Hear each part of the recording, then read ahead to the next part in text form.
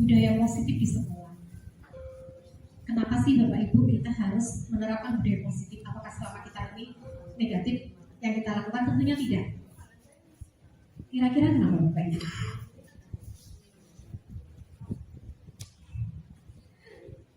Jadi ada backgroundnya kenapa budaya positif ini harus kita laksanakan Bapak Ibu.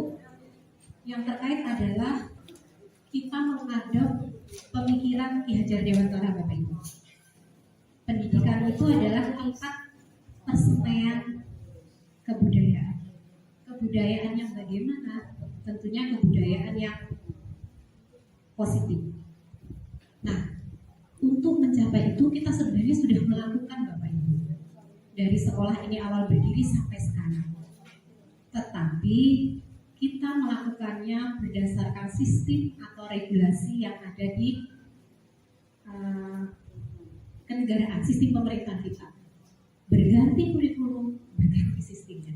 Begitupun Bapak Ibu konsekuensinya mohon izin karena kita sudah menerapkan kurikulum prototipe sehingga budaya positif yang kita terapkan juga mengalami paradigma perubahan, transformasi perubahan. Latar belakangnya yang kedua adalah untuk mencapai fokus tempat pendidikan itu adalah menyamai budaya Bapak Ibu, ada strategi yang harus kita terapkan. Ternyata simpel Bapak Ibu, sangat sederhana. Dan ini sudah kami lihat sudah dilakukan di pihak kesiswaan, konseling di pihak TK, dan kita Bapak Ibu guru fasilitator di dalam kelas. Apa yang kita lakukan Bapak Ibu terkait dengan budaya positif, harapannya adalah kita menciptakan strategi-strategi. Simpel Bapak Ibu, contohnya bikin kesepakatan atau keyakinan di dalam kelas. Yang kedua, kita melakukan kedisiplinan itu secara positif.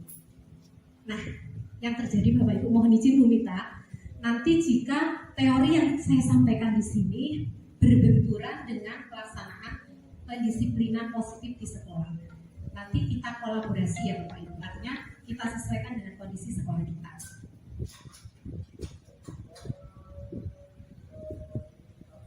Mohon izin Bapak Ibu, kira-kira nih Bapak Ibu, kenapa di istilah kurikulum merdeka ini harus membuat, bukan harus ya, dioptimalkan membuat keyakinan kelas, tidak peraturan kelas.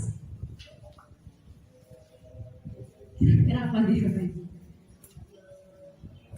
Karena merdeka. Ya, terkait dengan kurikulum merdeka, ada freedom, ada kebebasan. Kebebasan di sini bukan berarti bebas yang sebebas-bebasnya, tetapi adalah keyakinan yang mengarah budaya positif untuk semuanya itu untuk kepentingan siswa Bapak Ibu. Terkait dengan disiplin positif. Disiplin positif itu adalah pendisiplinan yang dilakukan untuk menumbuhkan kesadaran anak untuk melakukan sesuatu Bapak Ibu. Dan pada saat melakukan itu tanpa ada imbalan apa-apa, tapi anak mau melakukan Bapak Ibu. Jadi nggak ada ancaman, nggak ada reward gitu ya, ataupun tidak ada hukuman. Tapi anak sadar mau melakukan. Susah ya Bapak Ibu, susah. Saya pun sebagai guru juga kadang-kadang bisa tertib kalau saya pasti ada motivasi karena ada sanksi gitu, saya mau tertib. Tapi kalau kadang-kadang muncul dalam diri saya itu masih sangat susah. Pun begitu di siswa kita. Nah, Bapak Ibu, ternyata menurut pemikiran Ki Hajar Dewantara dan mengadopsi beberapa riset penelitian Bapak Ibu, disiplin positif di sekolah itu muncul karena beberapa motivasi. Ada 3 motivasi Bapak Ibu. Yang pertama itu untuk menghindari hukuman. Contoh, misalnya ya Bapak Ibu, siswa nggak mau terlambat 7.15 masuk karena sudah ada Bapak Ibu yang ada di depan. Mereka takut akan kena sanksi. Saya, contoh misalnya, saya mendampingi anak-anak literasi atau Bapak Ibu, Pak Karman mendampingi literasi di sekolah karena disuruh kepala sekolah karena anjuran dari kepala sekolah. Pertama itu motivasi yang kedua adalah dapat reward imbalan. Contoh, siswa bisa mengkondisikan kelasnya bersih karena ada lomba kebersihan, ada juara, kemudian ada hadiahnya. Nah yang ketiga, motivasi ini yang sangat susah Bapak Ibu, yang muncul untuk menghargai dirinya sendiri, melakukannya karena ini memang tanggung jawab saya, tanpa ada hukuman ataupun ancaman. Menurut Bapak Ibu, ketiga motivasi ini yang paling ideal motivasi yang mana Bapak Ibu? Yang kedua Bu. Yang kedua, Pak Toro karena kedua karena dapat hadiah. Pak Abu kemarin dapat sebagai guru penyedia literasi dikasih hadiah gitu ya. Nah, kemudian Bu Silvi pakai baju adat kemudian dikasih hadiah gitu ya. Bagus ya Pak Ibu. Yang paling ideal yang mana ketiga ini kalau kita kontekstualkan dengan kurikulum prototipe Bapak Ibu. Ya, Bu Silvi luar biasa Mas. Di yang ketiga Bapak Ibu. Jadi tanpa ada ancaman, nggak dikasih hadiah, siswa maupun kita bersama bisa melakukan. Susah kan Bapak Ibu? Susah. Pol.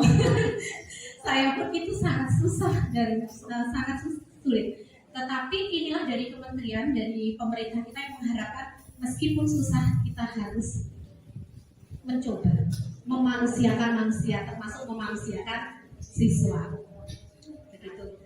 Contohnya misalnya, saya yakin, saya mohon izin ya Bu Siti Aisyah. Saya salut dengan Bu Siti Aisyah. Beliau masuk ke kelas gitu ya, mau banjir lah, mau apa beliau masuk. Bukan karena ada rekapan dari Bu Marni yang aktif, tapi karena memang panggilan beliau sampai beliau itu punya label di siswa guru anti badai gitu. Apapun kondisinya ibu masuk gitu ya. Itu memang ya kami susah untuk seperti ibu mungkin perlu belajar gitu ya Bu ya. Itu contoh-contoh konkretnya. Kemudian contoh lagi Bapak Ibu, saya pernah melihat siswa, mungkin salah satu siswa yang sekarang jadi karyawan kita, jadi warga sekolah kita. Mungkin Bu Siti Aisyah sudah masih ingat, Pak Abu masih ingat, Pak Sidik.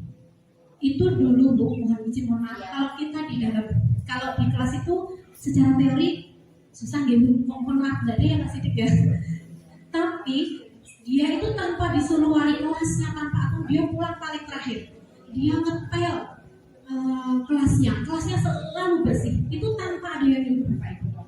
Sehingga kemarin atas dasar itulah kami meminta beliau untuk ke sekolah gitu. Itu atas dasar itu Bapak Ibu. Karena memang nggak ada suruhan dan apa-apa. Nah itulah yang diharapkan meskipun hal-hal yang sederhana, yang simple, perilaku-perilaku itulah yang diharapkan Bapak Ibu. Mohon izin, mohon maaf, apa gunanya kita mencetak siswa yang luar biasa pengetahuan kognitifnya kalau attitude-nya kurang, kesopanannya kurang seperti itu. Jadi ini yang diharapkan dari ruhnya kurikulum prototipe itu kurikulum merdeka. Jadi merdeka ya bukan merdeka sebebasnya Bapak Ibu ngajar sakarpe, bukan, tetapi memerdekakan siswa berorientasi layanan optimal itu kepada siswa. Susah Bapak Ibu. Kalau di supermarket pembeli adalah raja, tetapi sekarang kita layanan di manajemen sekolah adalah siswa adalah raja. Dikit disabari Bapak Ibu. Jadi inilah yang disampaikan oleh pemikiran Ki Hajar Dewantara. Ngomong, among, dan ngomong. Itu hal yang tidak mudah Bapak Ibu. Iya, bilang Pak Ali ngomong anak SMA susah ya Pak ya. Nah, betul.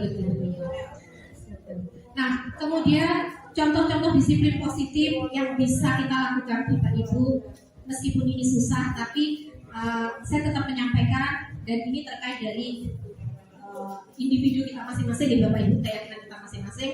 Hal-hal simpel yang bisa kita lakukan Bapak Ibu. Buat kesepakatan di kelas. Mohon izin Bapak Ibu, kadang-kadang kalau kita di kelas itu langsung fokus materi. Mohon izin, alangkah baiknya di awal tahun pelajaran itu bikin kesepakatan sebaliknya sebenarnya sudah melakukan itu.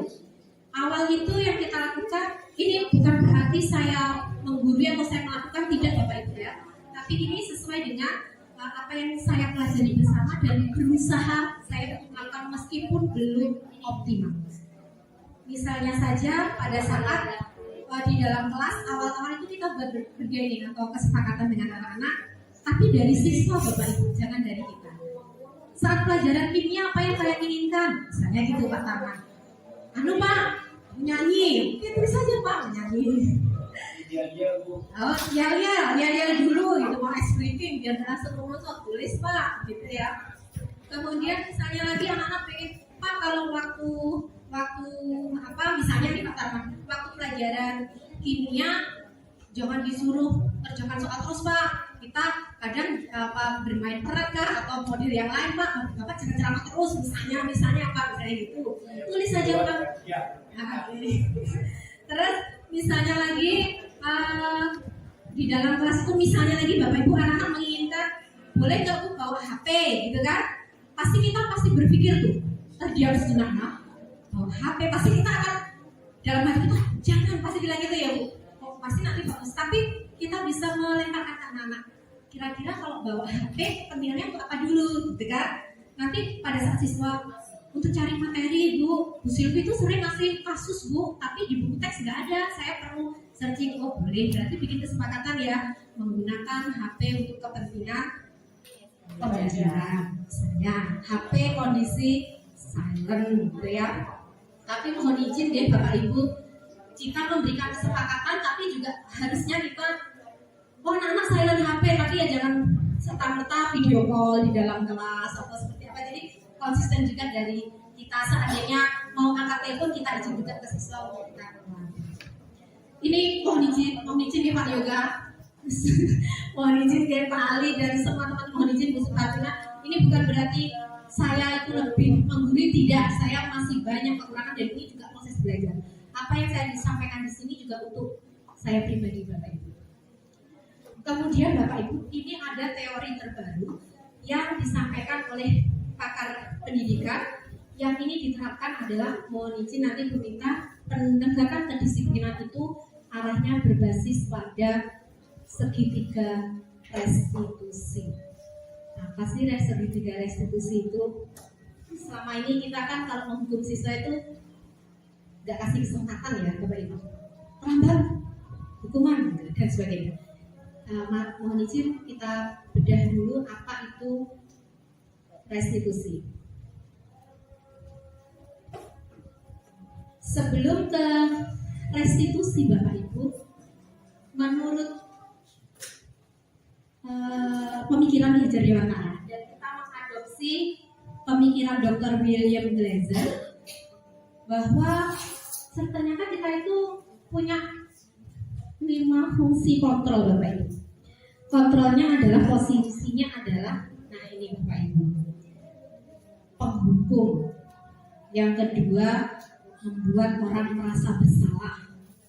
Yang ketiga, kadang-kadang kita sebagai teman. Yang keempat, kita bisa menjadi pemantau. Dan yang keenam, menjadi manajer. Mohon izin Bapak Ibu, dari level 1 ke 5 itu tingkatan yang menurut Bapak Ibu sebelum kita bahas bersama itu yang paling ideal, kira-kira di posisi yang mana kita Bapak Ibu? Sebagai teman, bagus. Biasa ya. Nah, Bapak Ibu, ternyata selama ini terutama saya Bapak Ibu, terutama saya selama menjadi guru, saya selalu memposisikan diri saya itu sebagai penghukum Bapak Ibu. Karena apa? Misalnya saya siswa itu terlambat, saya jarang menanyakan kenapa kamu terlambat. Ambil sampah, sering dulu saya, tolong ambil sampah, bersihin sampah, bersihin musola. Gitu. Dan ternyata apa yang saya lakukan itu adalah saya memposisikan diri fungsi saya sebagai kontrol penghukum. Saat posisi membuat orang bersalah itu bagaimana? Sedikit halus Bapak Ibu, tapi ini juga membuat anak itu menjadi down mentalnya. Contoh nih, Bu Isma itu kan orangnya halus ya, lembut gitu. Anak-anak terlambat terus, yang terlambat itu terus. Spontan Ibu Isma.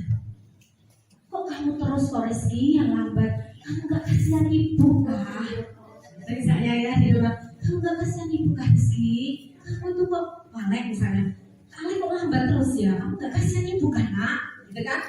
Akhirnya ini menurut teori ya Bapak Ibu sekali lagi. Ternyata pada saat kita menyampaikan itu, anak merasa bersalah. Kemudian dia akan teriak-teriak. Oh iya ya kasihan ya Bu Isma itu nyambat-nyambat saya yang harusnya ibu sudah masuk kelas tapi masih menertibkan kami. Pasti seperti itu. Anak-anak begitu gitu ya. Jadi anak merasa diposisikan sebagai orang yang bersalah. Terus kalau posisi teman itu misalnya bagaimana? Oh misalnya gini, yang biasanya sering friendly sama anak itu Pak Abu misalnya. Pak Abu tuh pilih-pilih. Kalau sama sisi cowok cewek itu lebih dekat biasanya. Sama cowok agak kurang gitu ya. Akhirnya ada anak-anak tertentu kalau sama Pak Abu respect karena Pak Abu selalu bantu saya loh. Pak Abu selalu ngasih info saya loh. Pak Abu selalu bela saya loh. Tapi pada saat siswa itu tidak diperlakukan yang sama Pak Abu memperlakukan dengan siswa cewek itu pasti anak itu galak. Males sama Pak Abu, ya seperti itu ya. Nah, ini posisi akhirnya membuat apa Bapak Ibu? Membuat anak-anak itu merasa gini. Kalau saya sama Pak Abu, saya lebih enak dibandingkan saya sama Bu Beni misalnya. Galak gitu. Oh, saya lebih enak sama Pak Ali karena Pak Ali selalu bantu saya daripada sama Pak Toro misalnya. Misalnya ya, saya begitu Pak. Ini sebagai contoh. Karena merasa anak pada saat dibersamai oleh Bapak Ibu dianggap sebagai teman dan selalu dibantu. Kemudian pemantau atau monitor itu fungsi kontrol kita pada saat seperti ini Bapak Ibu contohnya. Kamu ada terlambat, si Alek terlambat. Kemudian Bu Supartina menyampaikan, Bu Supartina kepala saya Mbak Sakti aja deh, saya nggak kepala kalau Mbak Sakti kan saya Alek, tadi bilangnya Alek buat Rizky aja. Rizky itu siswa saya yang suka tidur di kelas. Ya Pak ya. Rizky Alek. Rizky Alek. Suka tidur misalnya ya. Ya. Kemudian Bu Sakti pada saat ngajar kok Alek ini tidur terus. Bu Sakti orangnya kan halus, makanya anak halus nggak menyakiti, nggak bikin anak berdampak. Tetapi anak-anak tidak bisa mengasih solusi. Coba begini, saat Alek tidak tidur itu, misalnya mana? Alek, kamu kalau satu pelajaran kok tidur toh? Memangnya kamu kenapa? Apa yang membuat kamu sering tidur? Atau Bu, kamu bangunnya jam berapa? Siang Bu, misalnya. Malam tidur jam berapa? Malam Bu. Kenapa kamu tidur malam? Bu Sakti berusaha untuk mengidentifikasi kenapa gitu. Dan tanpa memberi, Bu Sakti hanya memberi kenapa dan memberi konsekuensi. Kalau kamu nanti tidurnya lambat, bangunnya kesiangan. Cukup di situ aja. Itu fungsi kita hanya sebagai pemantau itu. Jadi hanya bilang, nanti kalau kamu itu bangunnya kesiangan, datangnya terlambat, dan kamu akan dapat hukuman. Sebatas itu. Itu fungsi sebagai pemantau atau monitor. Nah, ternyata pemikiran Ki Hajar Dewantara ini terkait dengan orientasi pelayanan kita ke siswa. Kita harus menempatkan diri kita dan siswa itu sebagai manajer, Bapak Ibu. Jadi saat siswa terlambat, seperti yang dinyatakan oleh pemantau atau monitor tadi, ditanya kenapa, dan akhirnya ditanya, kira-kira apa yang bisa kamu lakukan biar kamu nggak terlambat, nggak tidur di kelas lagi? Ya, betul. Kita menggiring anak itu untuk menemukan solusinya. Misalnya kayak kemarin itu Pak Yoga itu curhat ke saya. Jadi saya itu jarang bisa masuk pagi. Jadi apa Pak Yoga? Saya belum bisa membagi. Saya disorientasi waktu. Kenapa Pak Yoga disorientasi? Sering nonton YouTube mengikuti kasus Sambo gitu. Sehingga Pak Yoga nggak masuk ke kelas gitu. Terus Pak Yoga ada sekali menjadi Pak Yoga, ya memang aku kayaknya harus tidurnya lebih awal gitu. Nah istri saya biar dibangunkan saya tak marah. Nah itu muncul pada saat itu saat kita sebagai rekan sejawat atau kepada teman, kepada siswa kita memposisikan sebagai manajer. Jadi nggak langsung ngejudge siswa gitu nih Bapak Ibu. Saya yakin ini Bapak Ibu guru di konseling BK sangat terbantu pada saat kita semua Bapak Ibu, saya juga belajar dan Bapak Ibu menerapkan teori restitusi di menempatkan fungsi kontrol kita di fungsi manajer gitu.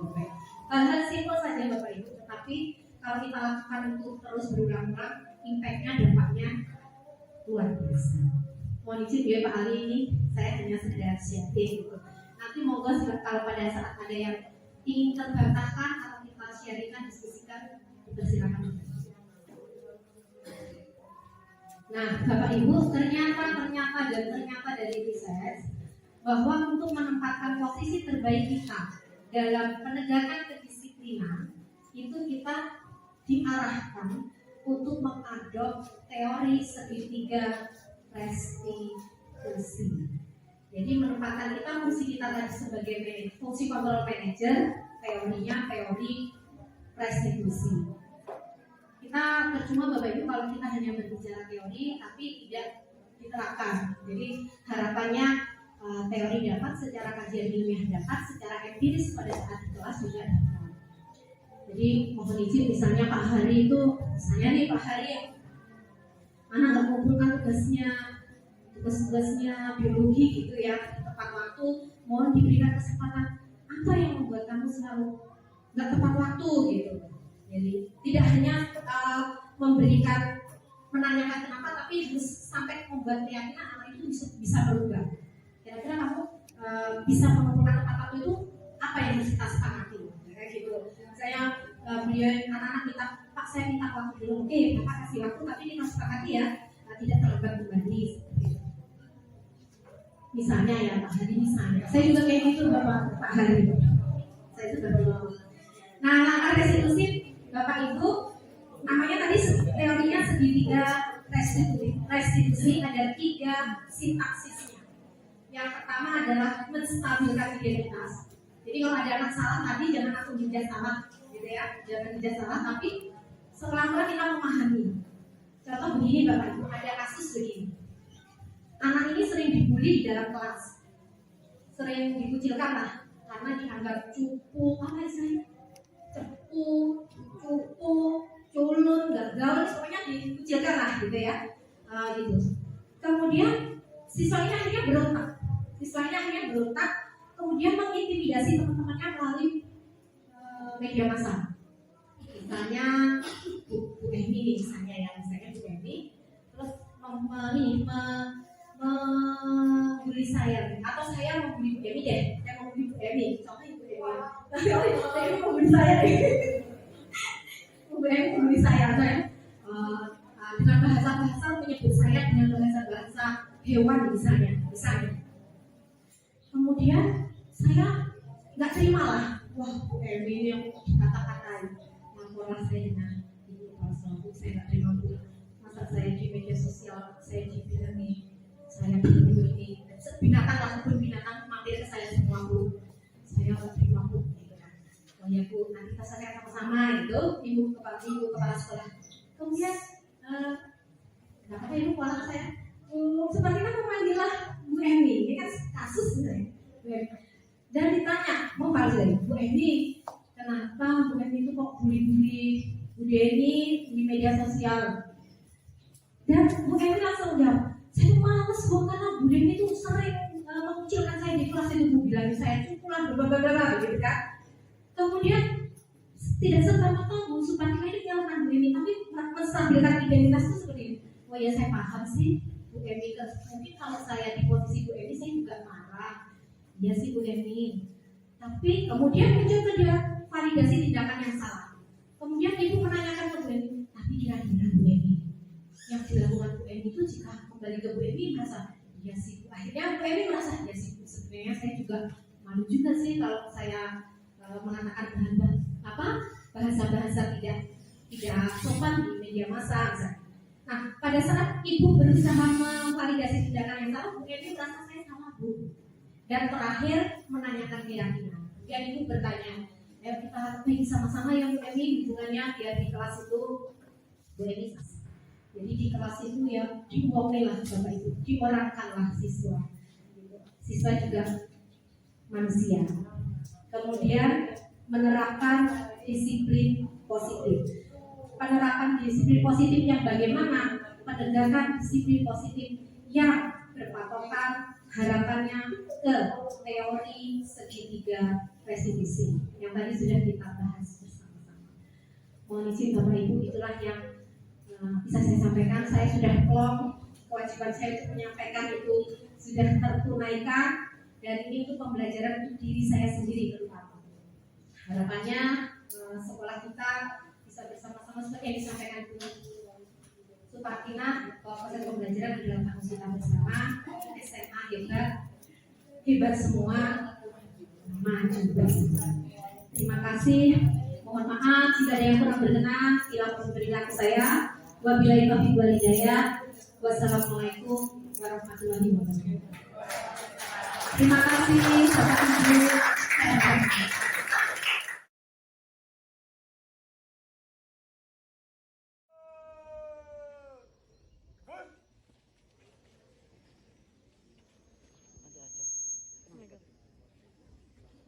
Bismillahirrahmanirrahim. Assalamualaikum warahmatullahi wabarakatuh.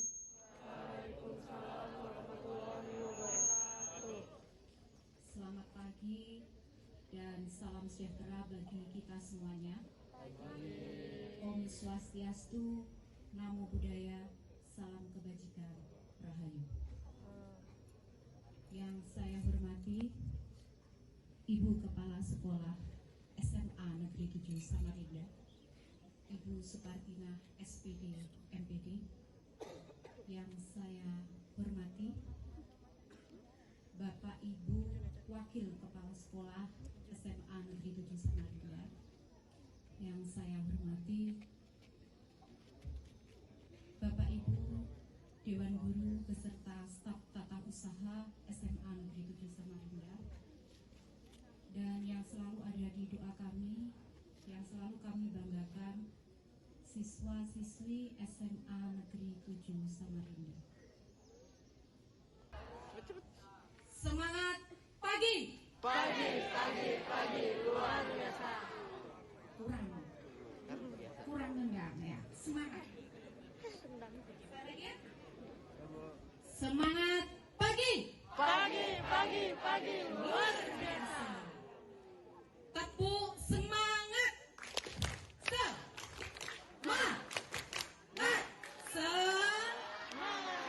Tepuk semangat.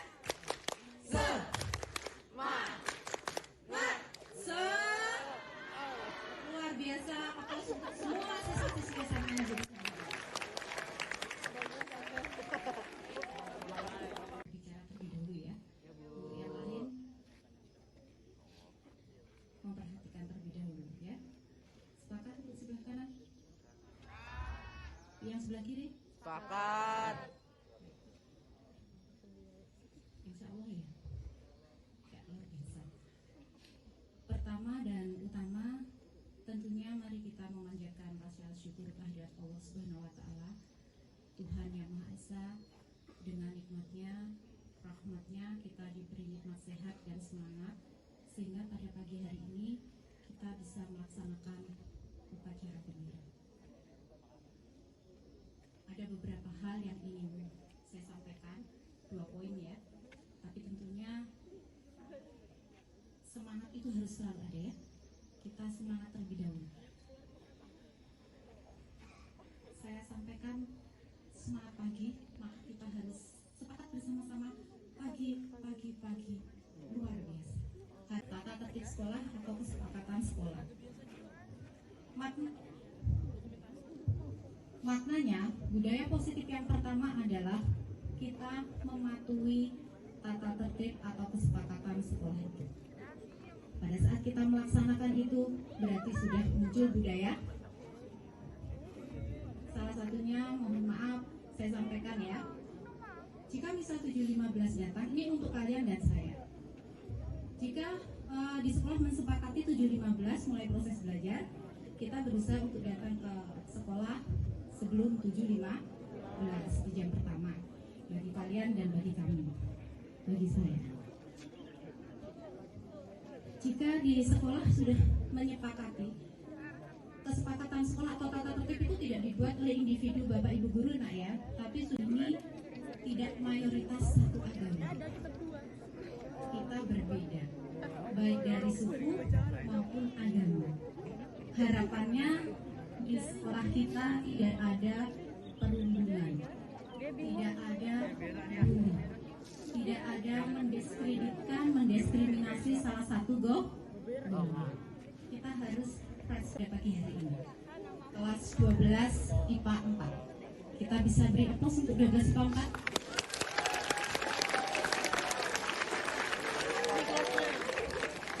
Dan terima kasih kepada peserta tertib mengikuti kegiatan upacara meskipun tadi sempat diperingatkan ya. Aplaus juga untuk pesertanya.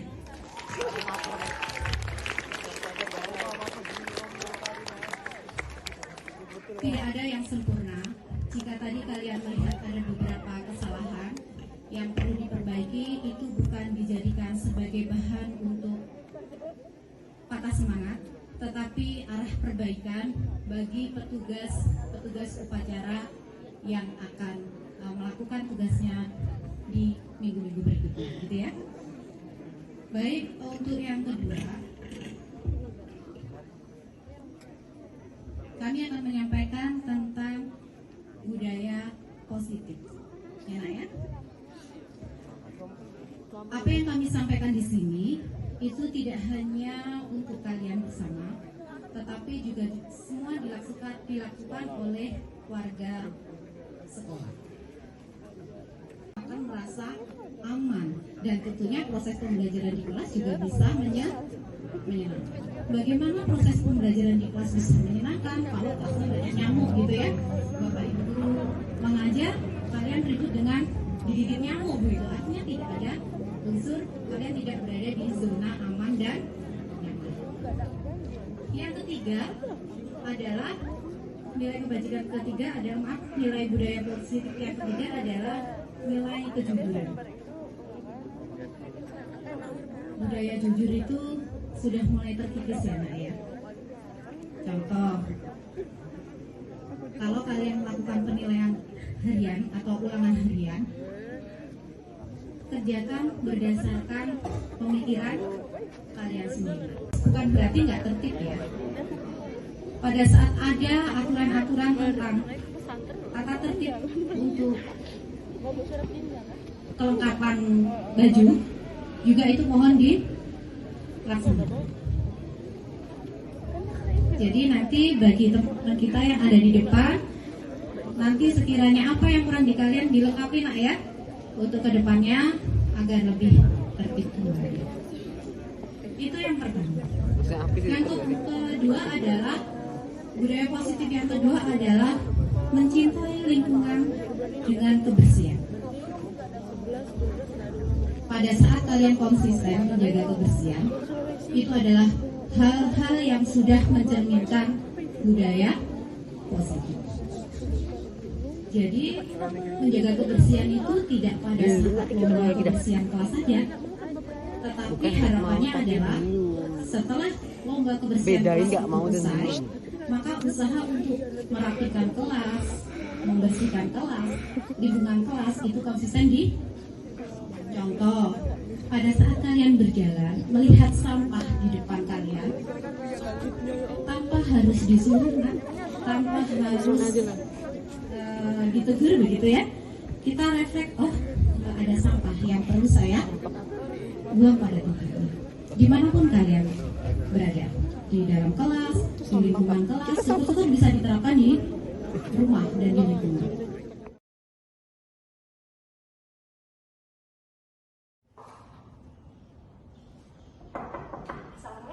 Waalaikumsalam. Ibu manggil saya ya? Iya Tasya, sini Tasya.